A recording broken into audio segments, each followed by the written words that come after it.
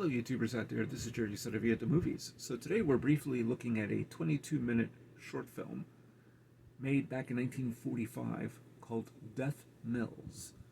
And this one wasn't exactly directed by Billy Wilder, because he did not direct it, unless, of course, you know some people who believe that the Holocaust was a hoax. They will tell you that he did direct it, after all. That means he staged it, which is not the case. You watch this film, you would never even think that for a second. At any rate, he certainly supervised the editing for the English language version of this film, which is of course called Death Mills. And this was originally a 75-minute film called the German Concentration Camps Factual Survey.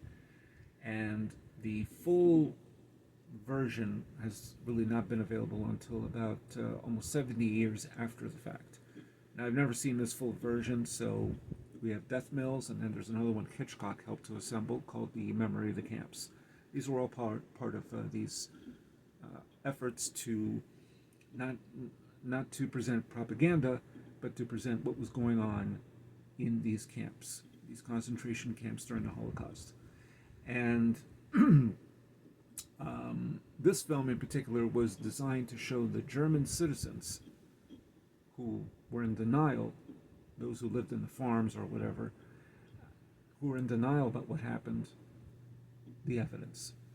And I am sure a lot of this evidence was made available at the Nuremberg trials as well, I would imagine. So this is a horrific account.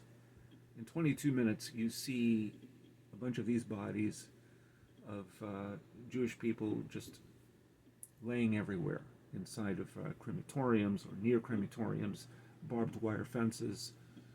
It's just horrific, the whole sight. Now, this is nothing new if you've seen other films about this. This one I hadn't seen before. This is easily the toughest one to watch, because it's not about executions. It's footage is shown from the Bergen-Belsen camps.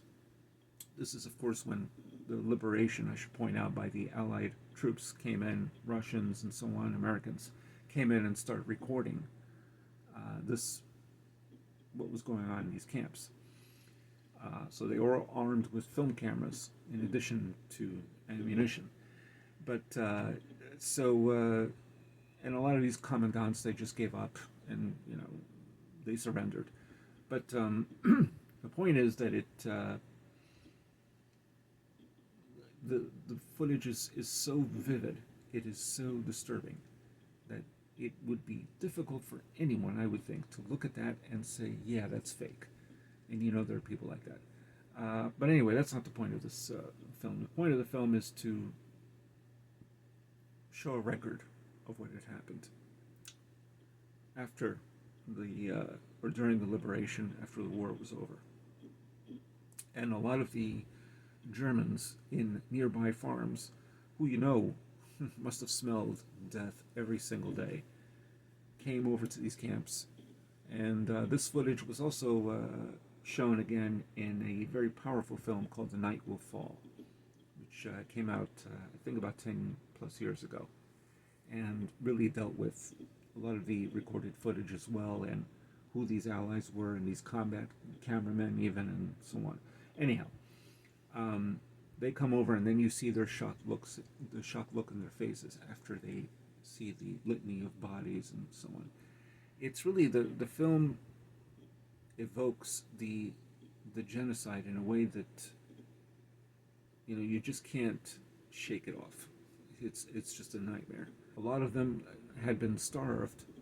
Many starved to death. Some you just barely can't even walk. They're all skin and bones. They're just walking skeletons, essentially. Not to mention the piles of teeth, because they extracted teeth, and in fact, sometimes their whole cavity. I mean, it's just horrific to see this stuff. The bales of human hair, the ashes from the corpses that were used as fertilizer for nearby farms. You wonder if these Germans were not aware. I mean, they must have been, where this was coming from. It's just horrific stuff, but very important film. The link is below if you watch it. I think it's a very important film, but brace yourself. It's just not easy to watch, but it's a very important film. And I've never seen Memory of the Camps by Hitchcock, but I'm curious someday to check it out. I don't know if I'm prepared to see that right now. A very good film that came out in the 50s called Night and Fog by Alain Resnais, and that shows what these camps had looked like a few years after they had been liberated. And it's, you just, again, you feel the smell of death. The surroundings are just, it's just haunting. So check out the film. Let me know what you think if you've seen it before. If not, well, I understand. It's not for the faint-hearted, this picture. It's an important film to see. And I'm glad that Billy Wilder was involved in the editing of this film. It's a very important film. So, let me know your thoughts. Tell me what you think.